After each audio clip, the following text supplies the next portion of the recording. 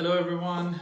We're here for another Instagram live session after quite a time in the series where we discuss anything and everything related to early childhood education, um, particularly in the context of computer science education, where we're trying to get the kids to develop computational thinking skills. Um, and that also is a part of the broader digital skills that are like most in demand in today's world. सो आज भी हम इसी तरह के एक topic के ऊपर गुफ्तगू करने के लिए हमने एक गेस्ट को इनवाइट किया है you will see her very shortly over here and I be sending an invite to her right now we will be talking about this what is like available in the digital world today, what are some of the most in demand skills, and why is it extremely important for your kids to be ready for it, and are your kids even like ready for it? Hello. Hello, Shuja, can you hear me? Can you see me? Yes, I can hear you clearly. How are you doing? I'm doing very well. Thank you for asking. All right, good to have you here. We tend to jump right into the topic, but obviously we would like to introduce you to our audience. Many of our students are also watching. They've started saying hello over here, which is something that I wasn't expecting, and many of our community members as well. So they may already be uh, following you because we see you as somebody who has been sharing valuable advice in the world of entrepreneurship, in marketing, and copywriting as well, and generally just like basic life skills as well. From something like the positive feedback loop of any like minor improvements that you make in your day-to-day life to uh, something else regarding being in the 30s and how you're more appreciative of the knowledge that you've amassed in your 20s. So I really appreciate that advice, and that's why I've been following your work from your very early days since Tech Geeks as well. But recently, I've gotten to know that you've also started Caterpillars. So Hira is a founder of Caterpillars, where she enables women to develop businesses and skills that are like most in demand today, and obviously that can contribute to their financial well-being.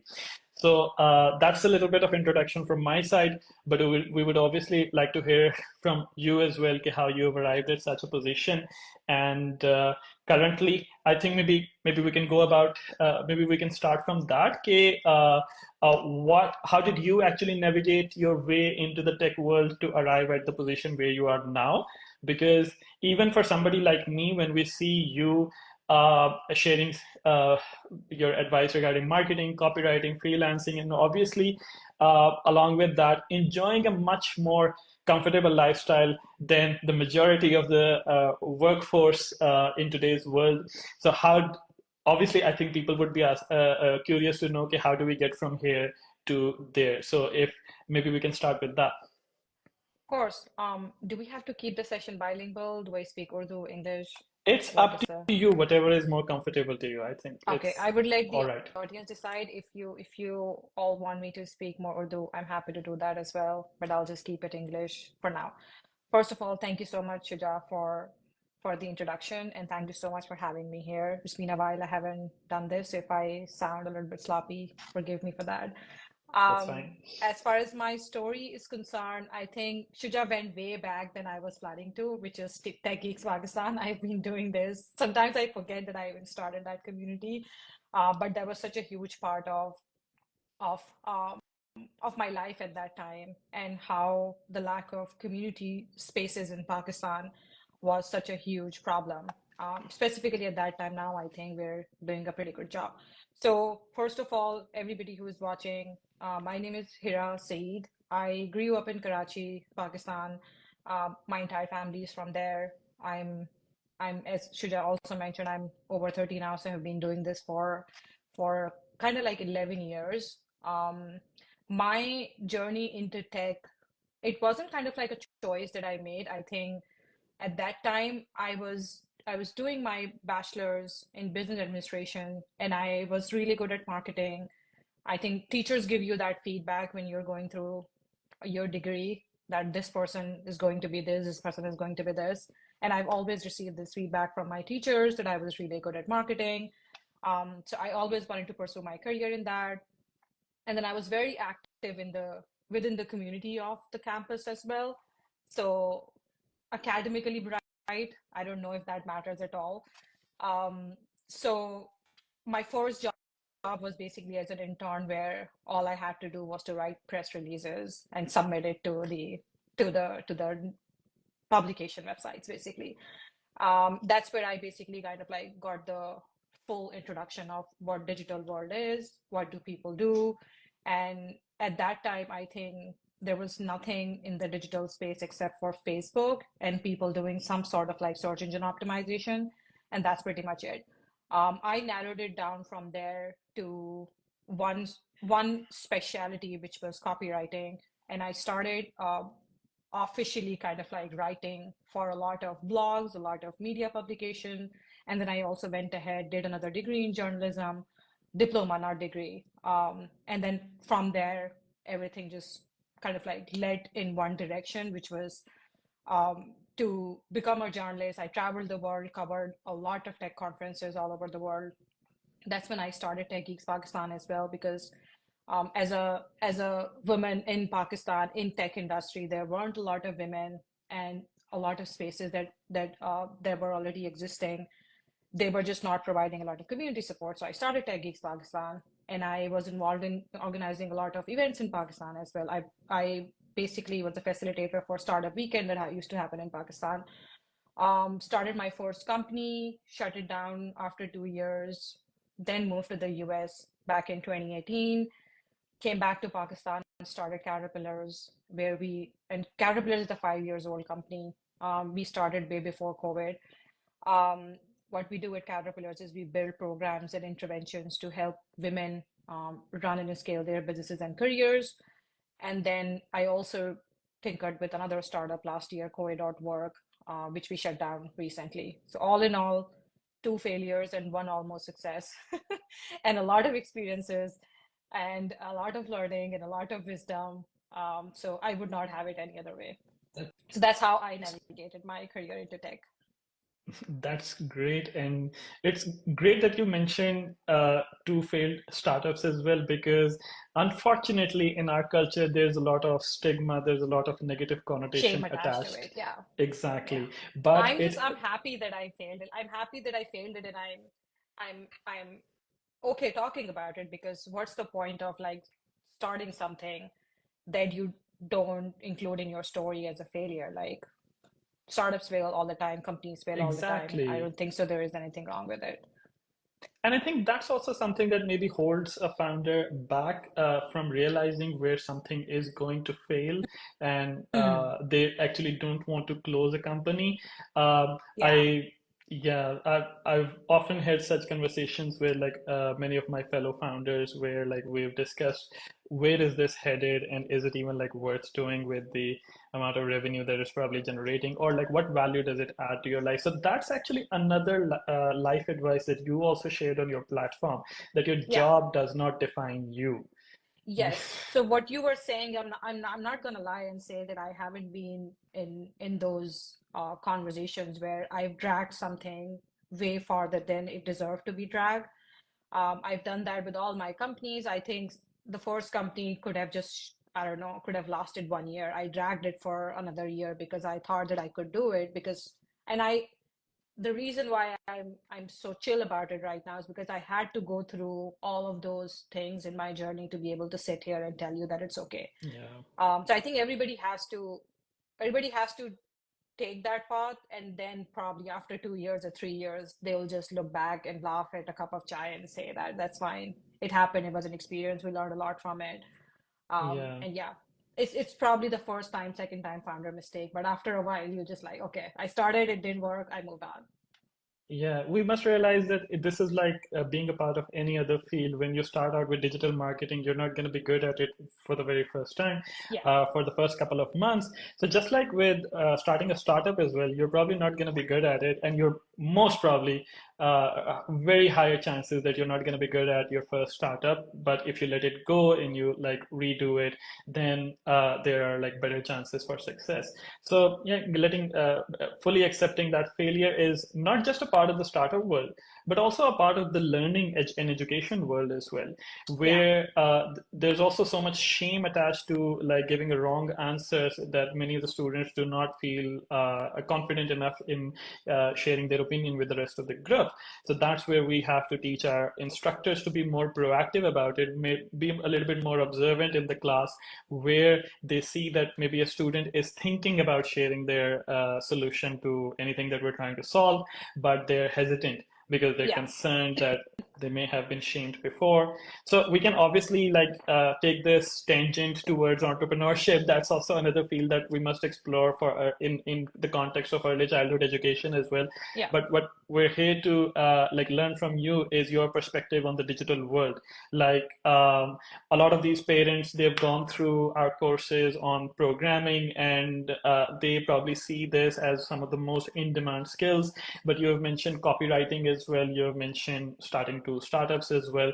And we obviously keep on hearing words like AI, big data, machine learning. So there's a lot of confusion attached to where the tech world is headed. Mm. So if you can maybe like give us some context on that, what do you see happening in the digital world? Of course. Before that, how do I share this video on my personal profile? I just got a message from one of the followers that if the live session has started, how do I share this on my story? Do you have an So idea? once we invited you to be a host on this, it must be showing on your profile as well that you are going live with these STEM educators. So it would be on your story. But while you're here, I'm not sure if you would be able to. Yes, so you can see the like probably the send message arrow at the lower Yeah, I part of the screen. clicked on that and it's not asking me to share on my stories. It's only asking me to Hmm. share it to my friends. All right. So maybe at the moment you can only like share it to them in their like inbox, but Okay. once we're done with the session, then we'll obviously gonna keep the recording and we will invite you as a co-host for that recording as well. So that will also show up on Okay. your profile. Okay. Yeah, Sounds good. Yeah, I haven't done this in a while, so I don't know I how. I understand. We've I also think been I struggling with. understand that when somebody is speaking on a live session, there is this like round thing on their Yes. avatar, but I'm not sure if anybody, if you have somebody in your team, if they can check on my profile, if there is a live button, I can respond to that person. Yes, yes, definitely. We'll get. I think Manaza is obviously a part of this, and she can check that. Okay, awesome. So your question was, can, What do you can you see repeat your question? happening in the digital Okay, yeah, world? got it. Um, so I can give a long-winded answer to this question, or I can give a brief answer. I think just within the last 2 years, let's just only go back for past 5 years, life before COVID, and then COVID happened, and then after COVID, the AI happened. So there are two biggest, I think, tides of change that probably you and I have seen in our lifetime. I think we all, people your and my age, we grew up kind of like with internet. Mm, Especially I think in an early adulthood, we all had internet, and internet was just in this one tide. There were a lot of things changing, but nothing changed the way we use the internet per se, except for improvement in all already available infrastructure. I think the two biggest things that kind of like changed the way we interact with the digital world was COVID, that pushed the whole virtual system in our plate, like mm, remote work, working virtually, working from anywhere, people having access to global market, people having access to remote jobs, more people adapting to freelancing culture. All of that kind of existed before COVID, but COVID kind of like catapulted it. So now mm, everybody is aware what remote work is. Everybody is aware. How do you? What exactly is freelancing? When I started freelancing, people used to think that you work for free. That's what freelancing is. And then the second wave is basically artificial intelligence that we saw probably like a year and a half ago, mm, that happened. So I won't go way back to where the digital world is headed. Even if you just take these two data points of how remote work is a reality now, how the work is kind of borderless now, how if you mm, have a skill, you can basically work for anybody, anywhere in the world and make a living out of it.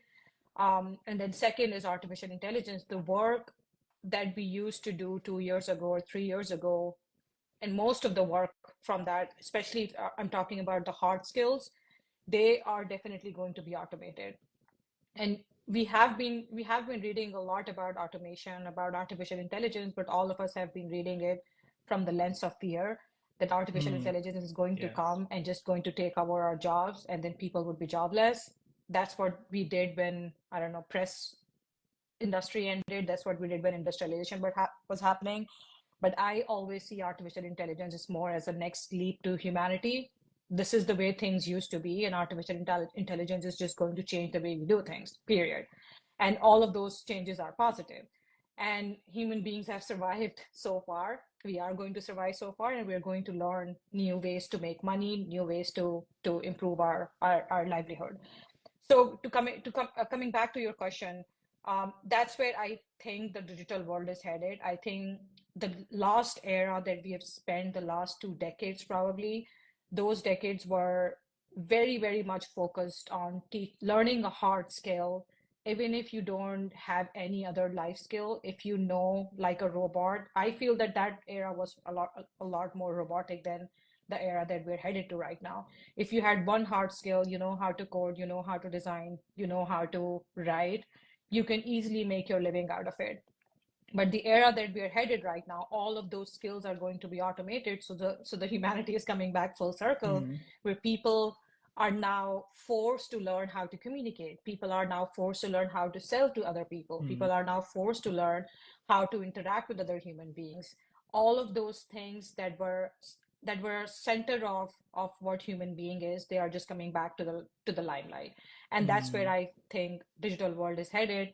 Okay, so that's awesome that you have a great coding skill. That's awesome that you have great writing skills. But what else do you have? AI can already do half of that job. Hmm. The other skills that you should have is good communication skills. Good Other communication. skills you should have is to be able to hold a conversation with people, to be able to sell, to be able to Hmm. strategize and innovate more, to be able to call somebody and hold a conversation and make $100,000 sales on that phone. Definitely. All of those things that still I feel human beings were not paying enough attention to because we were so focused on hard skills. That's where the tide is coming. And I think we're going back full circle to care about things that we didn't care for the last 2 decades. Yeah. I definitely relate to that. That's something as people would consider it quite simple as communication skills are becoming more and more important Yeah, because now that we're hiring in for such positions where much of the work is quite automated, but when yeah, you have to communicate it to whether it is a team worker or whether it is a client, your human interaction element, your that is what's going to like make the difference. yeah, We've been hiring very actively for an academics coordinator, and some of the good interviews that I've had are the ones where I get to see good communication skills. yeah, Whether it is relevant to computer science education is of a lesser priority, but whether a person can communicate their yeah. idea across in a good way, that is definitely very important here. So, do maybe this one or some of the other skills are also that you're training women at, like in Caterpillars. We would also like to dive into that you teach these women skills to build businesses and to develop their own skill set. What is a common struggle that you have seen many of the people facing? What is a common advice that you give to most of the people? I think that's a good question that you asked, and I will just tie it back to what I was saying earlier. Whenever you're teaching somebody something, people want to learn something tangible. People want to leave a course thinking that they now know how to design something, they now know how to code Hmm. something, they now know how to write. And I've always, through my platform and through Caterpillars as well, I've always told them that this is just half of the equation. You can be an amazing programmer in the world, but you can only earn so much until you are able to communicate what you're able to code, until you're able to lead a team, until you're able to design the infrastructure of a great product, and all of those Hmm. things combined. Same goes for copywriting. You can be a great copywriter in the world, but if you really want to be a successful freelancer, if you want to work remotely, if you want all of those things that are shiny for you, it all comes down to you being confident, you being able to sell yourself, you being able to to upskill yourself through other avenues as well. So with Caterpillars, I want to say that we teach women freelancing, we teach them product management, we teach them copywriting. We have different verticals for skills, but a part of me also want to say that the one thing that's the biggest takeaway for Caterpillars program has been confidence. We teach women confidence to be able to be out there in the world, regardless of what we are teaching them. Everything that's out there, we teach them confidence that they can do it, they're able to do it, the opportunities are out there. We teach them growth mindset. We teach them how to position themselves. We teach them that they are worthy of all the abundance of knowledge, money, and everything that's out there. That's how I would define what we are teaching women. I call them tools plus resources plus confidence paired with a really good skill set. Because I think you and I would agree that the knowledge for a skill is just so democratized in today's day and age. There's so much free content out there. There's so many people who are teaching it for free. Learning a skill is not the problem. Knowing how to utilize that skill to land a job, to become a freelancer, to do something else with your career, to pivot within the career, that is where the gap still exists, because we focus so much in the past 2 decades to just feed people knowledge without teaching them how to utilize that knowledge. Yeah, there's an abundance of knowledge out there. Even before COVID, there was the concept of an online university, but after COVID, it has skyrocketed. And since you mentioned that work has become borderless, I think I saw this is the orientation week of alums for the new undergrad batch. So one of their slogans is "Learning without borders."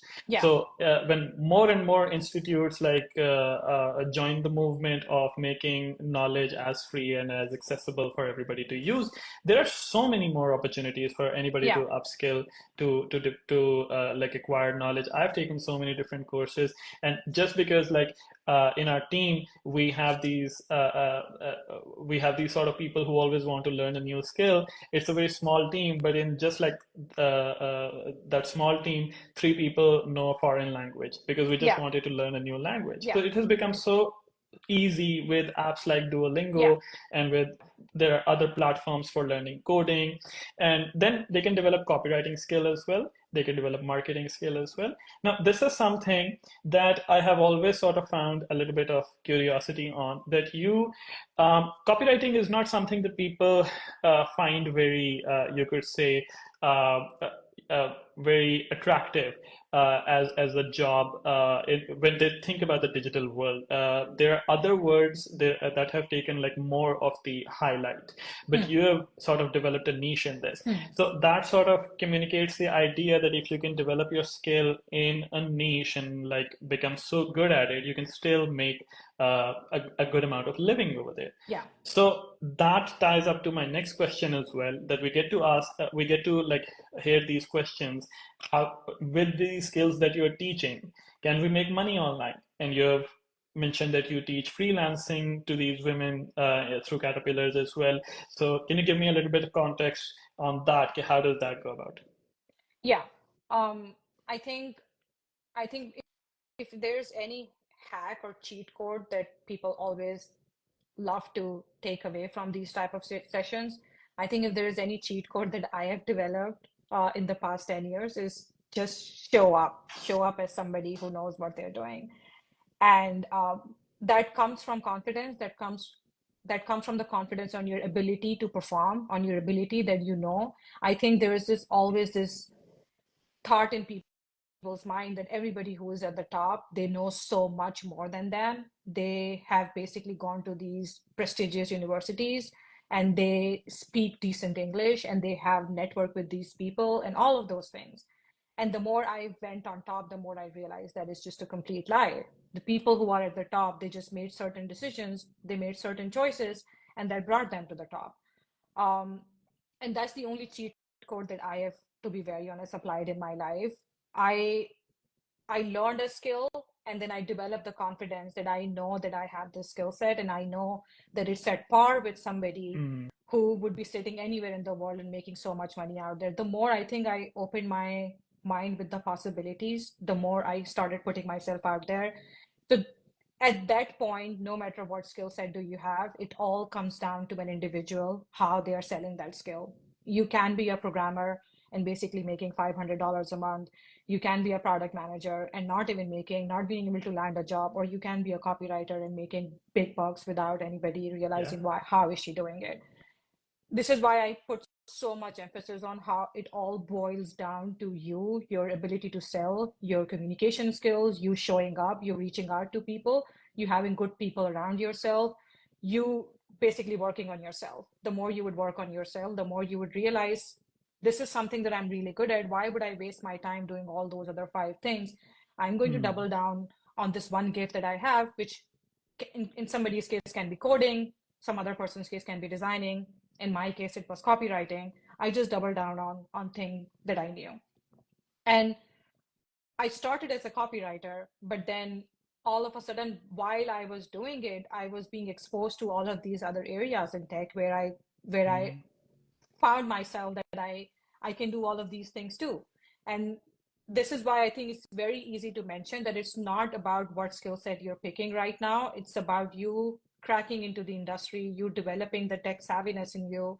And maybe 10 years down the line, 15 years down the line, you will be able to pivot into something else. I started as a copywriter. I pivoted to becoming an entrepreneur for 7 years. And as an entrepreneur, you do basically everything.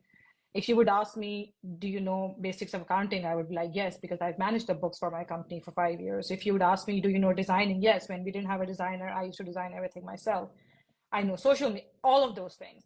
And going through that journey, recently I've been involved a lot with product marketing as well. I've built a product with my team, so I know how to market that product. Mhm. Coming back to the same question, I think it all comes down to you knowing what you're good at, the general curiosity that you have about certain things. And for me, it was marketing and copywriting, doubling down on that for the first initial few years of your career, and then see where it takes you. Nobody has Mm. this whole plan charted for the next 10 years because your plan would just go down the drain the way the world is changing right now. Mm. And that's exactly what I did. I had this one niche, I just doubled down on it. And that niche basically opened up all these other things that I do right now.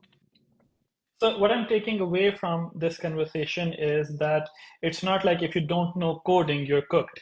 Yeah, There could be other yeah, other skills that you're good at. So doubling down on that, yeah. this I is think the some. approach is skewed, right? I Mm. think when we teach our kids skill set, we tell them that this is coding and you can explore it instead of tapping into what their curiosity is. If my kid Yes. is more Yeah. inclined towards exploring an art or creative field, I just need to tap into that curiosity. I do not need to tap into because I was a coder, so I somehow feel that he has coding in his genes, so I need to just give infuse coding into them. I think Yeah. that's exactly what I did. Fortunately, I didn't go into banking when I was a kid. For some reason, I had this fascination that I would be a banker, and I hate numbers. But the only thing that I did is I just tapped into my curiosity. I was curious about marketing. I was curious about this digital world, and I just started tapping into it. And that's all we have to do with our kids as well. You need to just open up avenues for them, and then Yeah. you will see what sticks, and give them that openness to come to you and talk about it if something piques their interest. Yeah. The kids are curious. I mean, they're seeing a lot of the things for the very first time, so they do ask questions. You just have to be observant and you have to Yeah, nurture that curiosity and then build a path from there, not the other way yeah, around. yeah. Yeah. So, as wrapping up, there are like we mentioned that people sometimes tend to look for these like shortcuts and these hacks, like that's something that can improve their lives. But there is like you could say a little portion of that type of information that may be helpful. Like we share many freely available learning resources that are out there that people can experiment on their own at their homes without paying any service provider like us huge amount of Hmm. money. We come in when they need an expert educator's advice, so like we provide our own value. But there are platforms like Blockly.games, Code.org, and Scratch has so many Yeah, learning material on their website. So, what are some of the tools that have helped you throughout your journey, particularly in the context of freelancing? Because that is a big concern of many of the parents, that how can we turn any of their skills into marketable or maybe a sellable, a commercial skill? My advice would be a little bit unorthodox here. I think the best gift you can give to your child, or if somebody is listening who are somewhere at the crossroad of now becoming a full-time um, person who would do a job, I would recommend exposing yourself to more community spaces. Um, Regardless of where you are learning how to code, regardless of where you're learning how to do copywriting and all of those things, I think the key piece of puzzle that's missing right now is people being exposed to other people who have done that and Yeah. having access to their knowledge, their advice. I've done that a lot in the beginning of my career, and I found really good people who have opened up doors for me. And I think we just kind of like underestimate the power of that thing. Even as parents, if you think there are communities where you can take your kids where they get exposed to all of these things, I think you should definitely tap into it for free.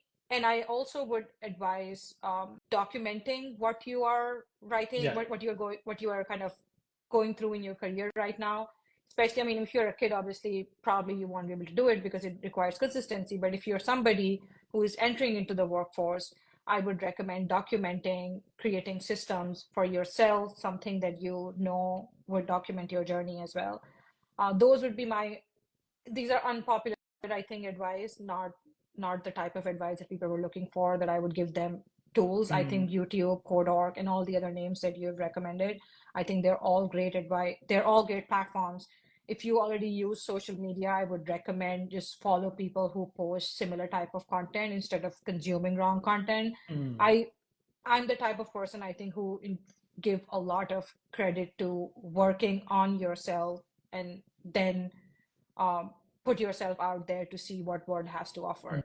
And Mm. that comes from a lot of exposure, that comes from following right people, that comes from taking free courses, and just keep tapping into your innate curiosity that many people usually don't. And they chase something that's shinier, they chase something that makes more money. All of those things are good. I think everybody wants to make more money, but there should be a balance between both of those things. Mm. So, not just when you say like being active on social media, not just consuming that content, but also going out to those communities to have a human Yeah, interaction with yeah, those people that are in those fields already. yeah. So, I think I And definitely reaching out relate to to this. people, I think Yeah, a lot of people, what they do is they don't make the communication two-way. Reaching yeah, out to them and tell them that, hey, I watched this video and I really, really liked what you said in this. This is without anything in return. I yeah. think social media has opened up so many opportunities for us, but we always see it as a transaction. If you like somebody's content, if you're learning from somebody, that person is doing it to know if that's helping people out there. So if you're consuming Mm. somebody's content, reach out to them, thank them. You don't know where this conversation would lead. You don't know how that one conversation or one interaction would open up so many opportunities. I have so many similar stories to share where just one message, one interaction, one hi, one connection request on LinkedIn have opened up things for me. So these would be my like unpopular or kind of like unorthodox advice, other than consuming content that teaches you a skill. All of those things are important. That is the very reason why we reached out to you, why we reached out to so many other people who, if we think that you're somebody who has shown that this can be done well, so we would obviously love to hear that how we can do this in a good way for us and for many of our community members. We would love to invite you to our community as well. The link for a particular WhatsApp group is in the bio. Anything related to education only. We don't tolerate anything else. We kick out people without even giving them a warning. That's the type of community that we've built over here. And building a Happy to be a community part of it. building a community definitely pays off in a good way. Yeah. I am the person that I am because of the Makistani community, the first academic makerspace in Pakistan that we had over here. You may also have certain stories from Tech Geeks from building Yeah. that community. We would love to get more context into it, more insights into it, but we're already like above our time. So thank you so much, Hira, for being a part of this session and for sharing your insights into the digital world. We would love to invite you for another such session where we could maybe like explore entrepreneurship, copywriting specifically, or digital marketing, or product development as well, so that we can also learn from you about those skills. Of course, thank you so much for having me. And if whoever watches this later, if you have any other question that I can answer, feel free to drop me a DM, and I can respond as soon as I can. That would be great. So thank you so much again for being a part of it. We'll Thank you see so you soon. much. Thank you for having me, Shida. Bye-bye. Bye bye.